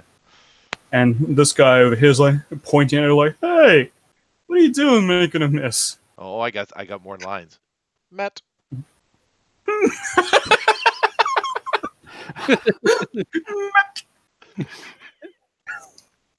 You're not even trying. Oh, I am God, trying. here's That the took moment. lots of effort. What are you talking about? I've got Here's your- more of this dialogue list stuff. Of Eric that, Boyd and says, then, the "Sigh, color. it isn't so." That's funny. Oh, God. I love the use of color here. All blue hair, and then we got Bullseye highlighted in the orange. Did he just like follow her as she was stumbling across New York, bleeding half to death? Oh, He's a absolutely, freak. yeah. Matt's girl. That's what Nelson called her, right? It was true. More and more I get the feel, and that there's something funny about Murdoch. Maybe something that can help me kill you, Daredevil. Contusions on face and body, broken jaw, laceration of throat, heart pierced by something metal, probably a knife, likely. I just made that up. You knew her? Yes, her name was Electra. Electra Nachos. Electra Nachos. Electra Nacho. Hey, haven't I seen you around here before? I'm new. Got McCaffrey's old job. Then it happens, Murdoch. Jumping like a stuck pig. Just when he hears me speak, like he recognized my voice. Suddenly, the crazy idea I got about you, suddenly that idea I got about you being him doesn't seem so crazy. Matt, I think we should be going. Matt? As McCaffrey quit. McCaffrey quit? He won't be back. Too bad. Nice guy. Matt? Murdoch turns back to the stiff. Tries to pretend he doesn't know I'm here. Maybe I'm wrong. Maybe he just heard my voice on TV and he's scared of me like everybody else is. Maybe. No harm in finding out. Whoosh. Thunk. Then I'm running out of there before you can track me. Before you can make excuses to protect your precious secret identity. Got news for you, Matty boy. It's blowing. All right, here we By the go. next evening, Slaughter's boys have gathered information for me, piece by piece. None of them aware of the whole beautiful story. All right, Kingpin. Daredevil's Matt Murdock. The attorney. No, that's still you. No, it's opposite. Daredevil is Matt Murdock is Bullseye. Oh, I'm rubbish. I'm sorry. Daredevil is Matt Murdock. The attorney, the blind attorney. You are not well, Bullseye. I'm fine, Kingpin. Fit as a fiddle. Just think about how much grief old Hornhead has caused you. Hear me out. Hear me out. I'm not crazy. When he was just a kid, Murdoch was struck across the eyes and blinded by radioactive isotope. It was all in the papers. But it's the medical reports where it gets interesting. The docs noticed unusual brain activity, and he seemed overly sensitive to sound and smell. And the symptoms went away, and the docs shrugged their shoulders and sent him home. Now suppose, just suppose, hear me out, he was faking his recovery. Suppose the radiation made him smell, taste, and hear better than anybody on Earth. Suppose Suppose he was in on faking the moon landings. And here are my charts and the strings everywhere. You can stop now. But there's more. His father. That is the most preposterous story I've ever heard. He cost me much. Only recently he thwarted an operation of tremendous potential. He stopped me from expanding my control over the city's government. He's a canny opponent, but blind? And the pathetic ploy on your part to convince me to reinstate you as my chief assassin. Bring me Daredevil's bloody body, and I will do my business. Okay. Hey, I was gonna do that anyway. It's midnight when I hit your brownstone. Nice joint. Okay, that's awkward. What's It is awkward? That panel right above with him walking through the room with a gun. It's like he just stepped on a Lego. Ow! Oh, blood is gonna hurt all day. The stairs too. This is awkward as well. There's Legos on the stairs. Yeah. All from Inman, learn a lot of love. Well, we don't have to read all this. Just going through, show a couple more pages of a little bit of the fight. No! And we go up, slap. Daredevil's hands on him as it looks like Matt Murdock's doing some work. But how? Oh. It can't be. I was so sure. Fwank. You set me up. That's it. Somehow you rigged that stunt in the morgue with your buddy Murdock. Somehow. This judicial role, right? And like a dummy. Get it? Because there's a dummy there. I fell for it. Yes. You get it? So you aren't Matt Murdock. I'll still get you.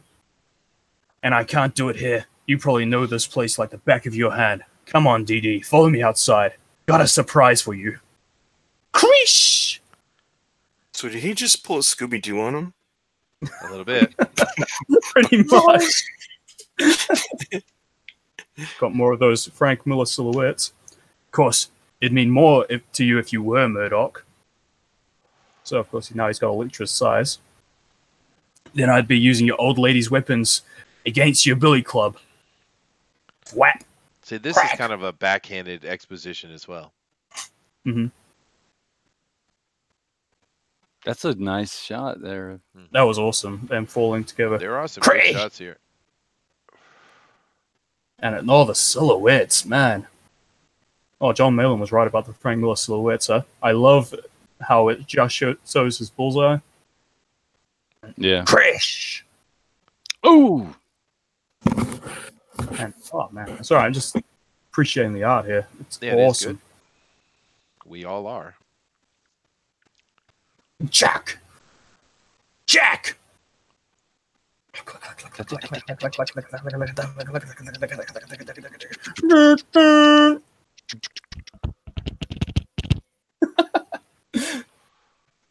This is a great And little There's no scene here. scene. Oh, no. I love And, this of scene. course, I Wow. love this part a lot. Now, Bullseye's about to fall as they're on a tightrope, and Daredevil snatches him. He's going, I should probably, do this so we can see the whole bit. He's going, no! You won't save me! Not like before! Kill you! I'll kill! You'll kill no one ever again. You'll kill no one ever again. So what's the consensus on this? Do you guys feel Daredevil dropped him? Oh yeah, absolutely. Yeah, totally. You let Mhm. go. You let him go. Because Let it I go. was thinking it's debatable whether or not Bullseye just wriggled out of him. But No, by a little speech there, definitely implies Daredevil just dropped him. he did. And look at that But crunch. it's not a drop. He just relaxed. I don't think there's like a malicious intent per se. It just looks like his hand he just went limp on him. And to me, Daredevil's always He been let that it go. hero that Daredevil has always been one of those heroes that had the no killing rule, but is so close to crossing it, especially with Bullseye. Because Daredevil does feel that when he saved Bullseye and Bullseye just went straight to killing, Daredevil felt responsible for that. Yeah, yeah, Well, I agree with it. let's leave it here. Let's not go any further than this. All right. For copyright reasons, okay? But Mhm. of course, the story goes on and it continues where we see Bullseye here in the hospital, and he's talking about even though he can't, his back is broken, and he can't move, he will one day come back. And of course, we know he does. And we Mhm. see him doing some more of his exposition over the top, and we see Matt Murdock standing in front of the tomb stone of Elektra. And that's pretty much the end of the book. So we can't show all the pages. But now, in general, I guess we should just go down the line here and say, what did you think of this book in particular? Let's start with Paul. Uh, I read this for the first time in its entirety just a few days ago in preparation for this. And I knew about the story and I knew what happened in it, but I was actually surprised that it was all in one issue. I thought it was like going to be maybe a story arc of some sort, because nowadays this would be told in a story arc. You know, they try to tell it in 12 issues Oh, instead yeah, of one. And they try to sell it off as a trade paperback, huh? Yep. Yeah, Yeah. Hey, the art of the one shot has been lost. it has. It's a really good. It's really well. Yeah, there's a few cringe moments in here, just of strange artwork or strange dialogue, but for overall, it's an amazing story. I agree. What do you think, Todd? Yeah, these are, you get a lot of pages, a lot of bang for your buck back in the day, huh? Well, that was an exercise issue, though. Concepts. Yeah, was there a reason that it was exercise? It's not. It wasn't like it was extra. 200. I think, like you guys were saying earlier, they would stretch this out. This would be actual issue 200. You know, with the way today's thinking is, you might Yeah. get little hints of what's going on, and then bam, 200. Elektra dies. And You then know when Electra you kill her- wouldn't die. And then Electra wouldn't die in the end. Probably. Right, and then 250, she comes back. So it'd take 50 issues to get her back, or it only takes like 3 or 4 issues to get her back, right? Yeah, no, I really do love this run and this work by Frank Miller, especially when he actually stopped drawing and Dave Mazzucchelli was drawing. That was really good stuff. He was focused on the writing, and what Mazzucchelli was pulling off was awesome. Cool. So What he's about you? definitely iconic. Yeah, it is. What do you think, Joel? Yeah, I really, I think maybe there is something in the new numbering scheme, because it is a 1 and a 1, which are two parallel lines with an 8 or an infinity symbol between them. So maybe we're missing out on something that's bigger. Okay. As far as the artwork goes, there's a lot of art that tells the story flat out. That's one thing we talk about comics all the time is, if Denali was here, he'd be saying something to the effect of, oh, we didn't need all these words. It's so great not to see a bunch of word balloons everywhere. And that's what we got, because there's so many panels where it is silence. And I'm noticing just what's on the screen here, this hand that's dropping, these little kind of outlines of hands going up, kind of gives you that slow-mo effect. Even within one panel, there's a story being told. And then, of course, you put all these panels together. And the artwork, the Lego moment of how some of the panels look individually, some of them kind of look odd, but as they put them together on that particular page, there's a lot of storyline that is developed through those panels, and it's pure genius. This is one of the better.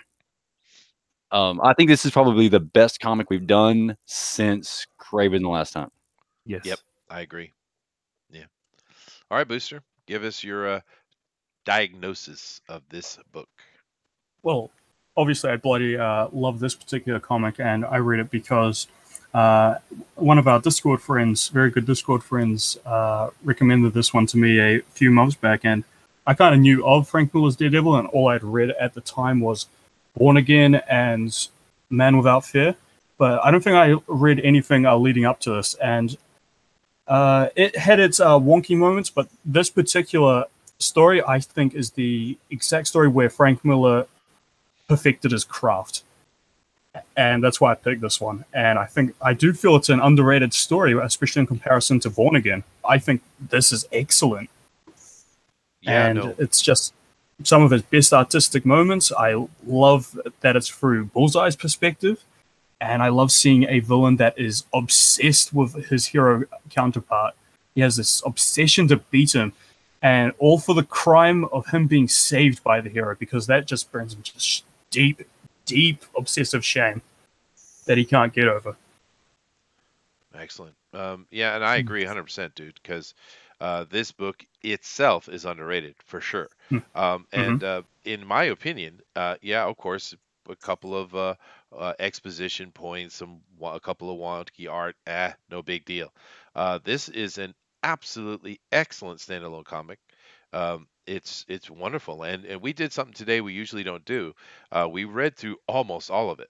Now we left a couple pages off for the copyright thing, but we don't usually read that much of it, but we read it a lot, and I guess it was a bit of self-indulgence on our part. But hey, but It also reads quick. it does read well. But this is a great book. I love it a lot, and I think it's certainly underrated. It was really nice for me to get to read this again. I've actually read this book a few times in my life, which is rare. I usually don't reread things a lot, but I have read this several times, and every time it's good. I love this book, and in general, I guess would bring us to the final topic of today. What about Daredevil? Is the character overrated or underrated as he stands today? Oh, that's a tough one because Well, that's you know, tough to say, because I certainly can't say he's underrated. He's getting the appreciation he deserves now, right? But he's right. certainly not, by any means, he's certainly not underrated, but I wouldn't go as far to call him overrated either. I think he's where he needs to be now. I think he's with the likes of, say, Iron Man, Spider-Man. He's got his place he deserves. Well, there you go. What do you think on that, DeWolf? What's your take? Overrated, underrated, overall? Because Daredevil has just now, I think, grown in popularity. Overall, I think he's probably an underrated character. Interesting. You think he's underrated still? Okay. Yeah. All right. Awesome. What about you, Todd? He's well right now. I think he's fine. He's been underrated before, and then been. I don't know if he's ever been overrated, but he's been underrated before for sure. Oh yeah. But there have been as many as good issues as there's been, or good artists that have come onto the book. There's been bad artists. They have. Yeah. But we got a Scott McDaniel run that was awesome. Even though you guys don't like Mark Waid, but Chris Samnee's run if you go back and you look at those long shots and how he pulled you in the environment, he did an excellent job. Now you may not like the writing, but it was good stuff. Artistically good stuff. So there's been Ron Garney has done Daredevil. There was a guy who his name was Lewis Williams.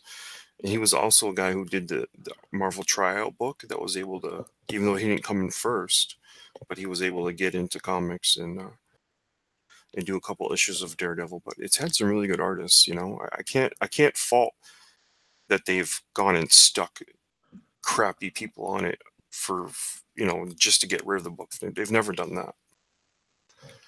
Yeah, I agree. well, but no, I most certainly will not support, even though the art might be okay, I will never support Mark Waid's femboy Matt Murdock. No, thank you. No, I get that. I get that. But I'm just saying you could go look at it and not read it and realize Chris Samnee's art is simplistic, less is more kind of style. Sort of like Deacon Shavely. I don't know if I'm pronouncing that right, but it's very Keith Pollard-esque in its stylized. It's very very decent.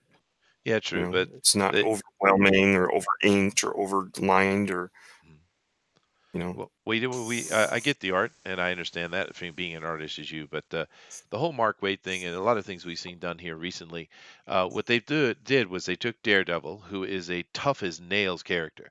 That's almost his superpower in a way. He's just tough. He can take it.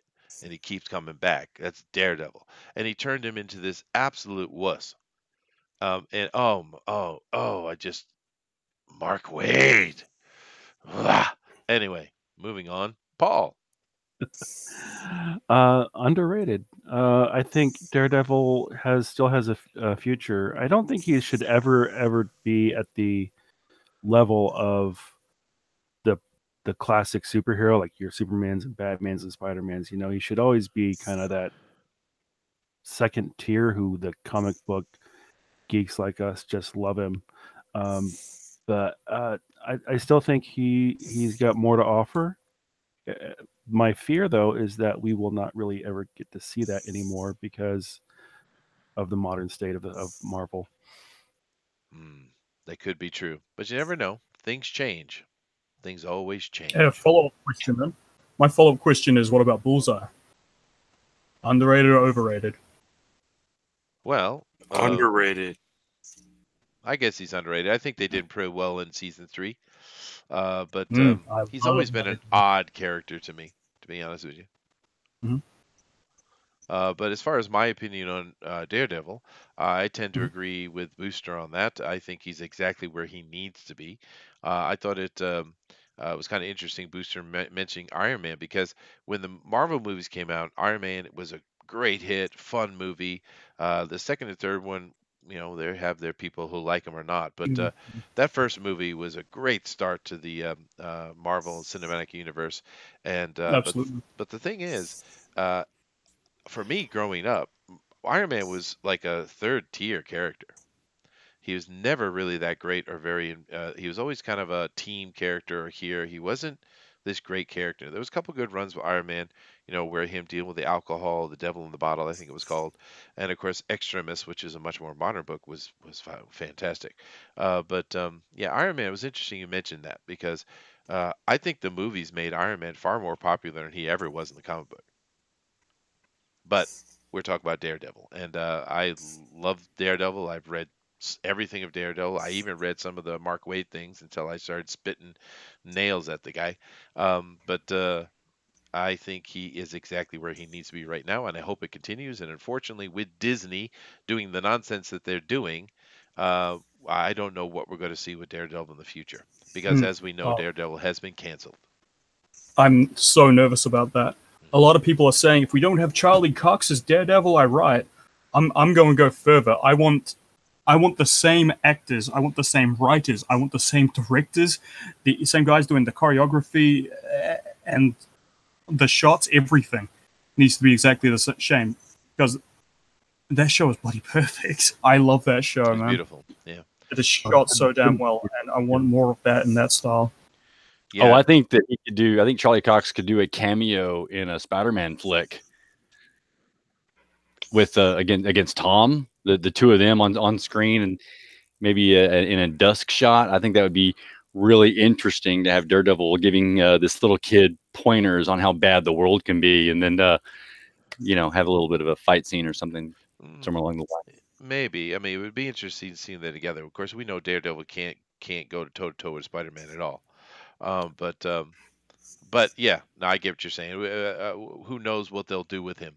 But especially for me, was the Kingpin. A lot of people feel season 2 was less, but D'Onofrio. I mean, damn. Dude. Yeah, I love D'Onofrio as Kingpin. He's so good as Kingpin. He Absolutely embodied him. Yeah, beautiful. I haven't watched the show. Willie Mammoth has not watched Daredevil. Dude, go watch that stuff. Season 1's really good. He's no longer welcome on these streams. I guess not. But no, you should go check that out, Willie, if you can. It's a really good series, especially season 3. It's just ridiculous. It's really well done. But anyway, guys, that's it for Daredevil today. I think we have a general consensus of most of you seem to say either he's underrated or just where he is. So which means we want more Daredevil, and I agree with that. Does anyone have any comments to Booster's question about Bullseye?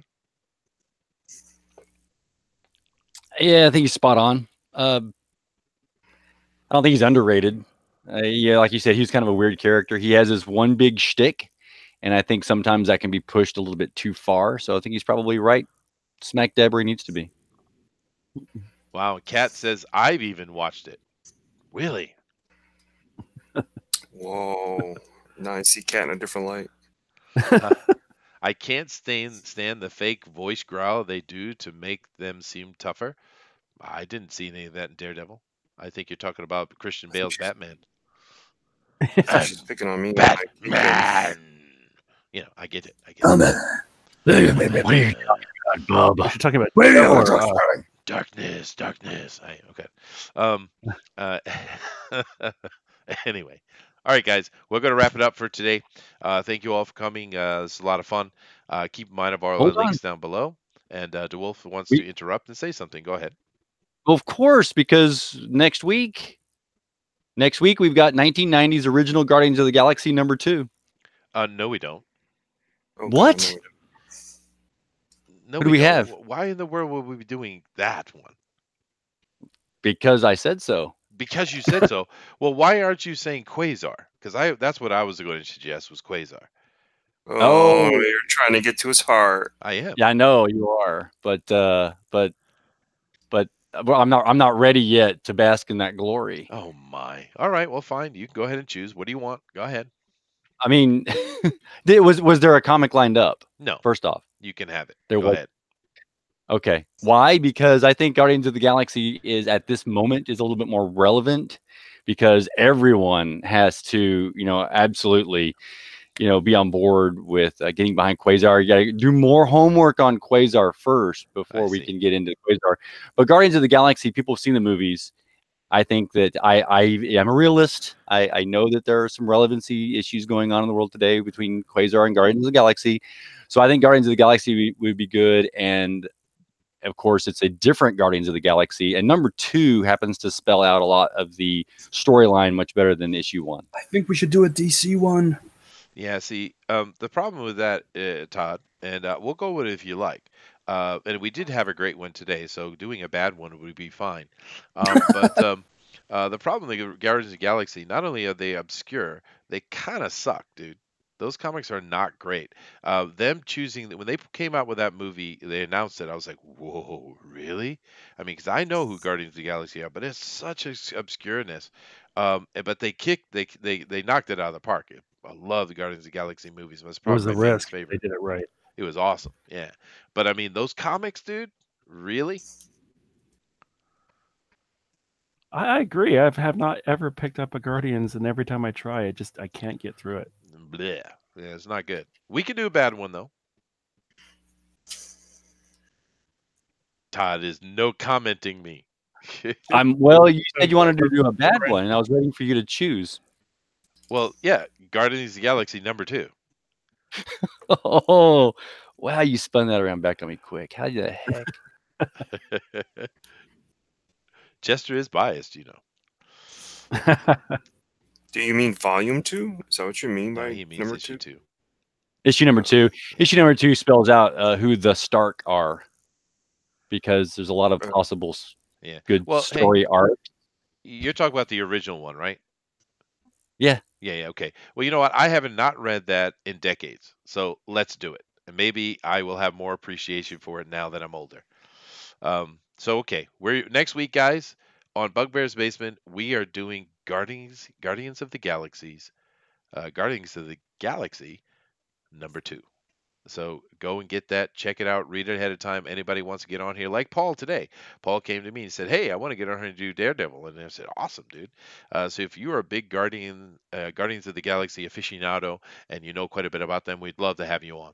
Because to be fair, I've read a few comics here or there, but I don't know a lot about Guardians other than just the general cosmology of how they fit into the world. I'm assuming here DeWolf knows a lot more about them. Booster probably knows nothing. And Todd. That's true. Yeah. I don't know. Do you know Guardians, Todd? Yeah. Okay. Yeah. You're talking about Jim Valentino's run. Yes. Yep. And of course we can talk about the movie, the differences, because there are some vast differences. Extreme differences. Yes. Yeah.